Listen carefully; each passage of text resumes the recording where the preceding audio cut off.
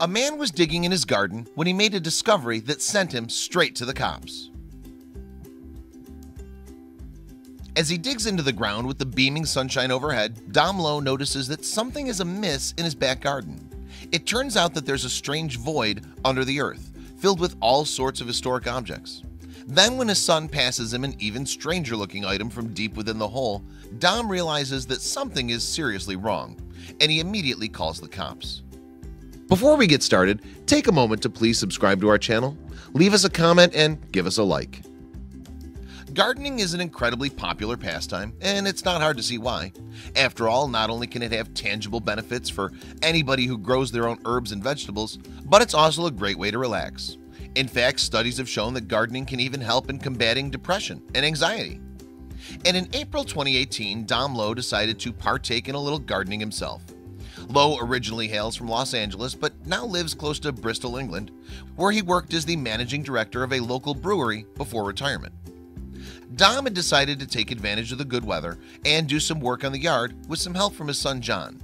However, in a little used area of Dom's garden lay a mysterious void beneath the ground. The man himself would later describe the area to the Bristol Post as a cesspit. Between them, the duo were aiming to dig out the ground in order to install a fence in the garden. First, though, they decided to investigate the strange hole and find out what treasures or otherwise lay within. And it wasn't long before they made a startling discovery. At first, all Dom and John turned up was rusty vintage items and debris. Old glass bottles, a metal iron, a colander, and even an OXO gravy tin. While interesting, they clearly weren't anything worth running to the police over. Indeed, they were simply everyday objects, presumably buried decades earlier. Then, however, they pulled out something a little less familiar.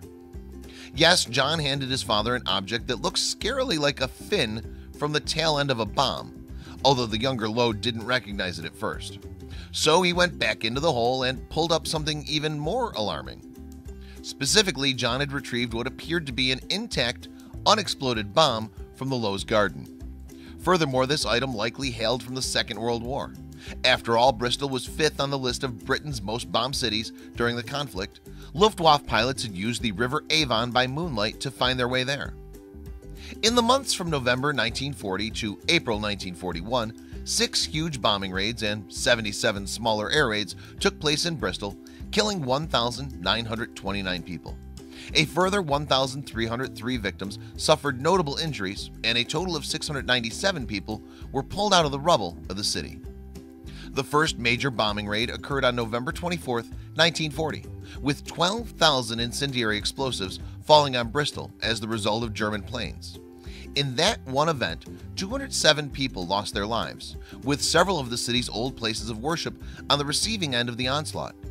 Bristol's Lord Mayor at the time, Alderman Thomas Underwood, would later say of the raid, "The city of churches had in one night become the city of ruins." The longest bombardment the city suffered came in January 1941, however, and this endured for 12 terrifying hours. During the raid, the German Air Force dropped its largest incendiary device, nicknamed Satan, which weighed a staggering 4,400 pounds. Fortunately, though, the explosive didn't work properly, and a bomb disposal outfit managed to recover it in 1943. And while the final major spate of bombing in Bristol took place in April 1941, the smaller raids continued.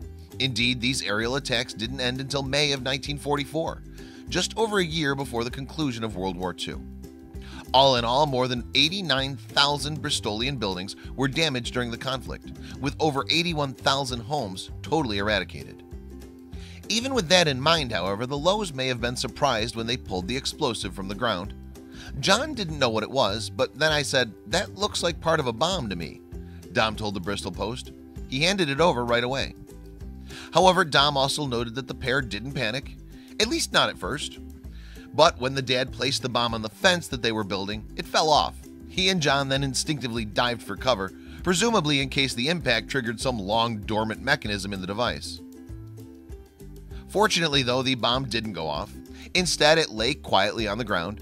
But Dom and John didn't dare touch the item after that, and as a result, they decided to call in the professionals to take care of it. Not long after, a pair of officers from the Avon and Somerset police force arrived on the scene. The Lowes also waited for the bomb disposal squad. Finally, a member of the Royal Logistics Corps bomb disposal unit turned up to investigate the device, and once he'd completed his inspection, he confirmed that it did indeed originate from the Second World War. Yes, the strange object the Lowes had dug up for their garden was a genuine German incendiary. However, as part of his work, the bomb squad officer had performed an X-ray. After that, it was determined that the item was totally inert and therefore harmless. Thankfully then, the bomb wasn't about to explode decades after it had been dropped.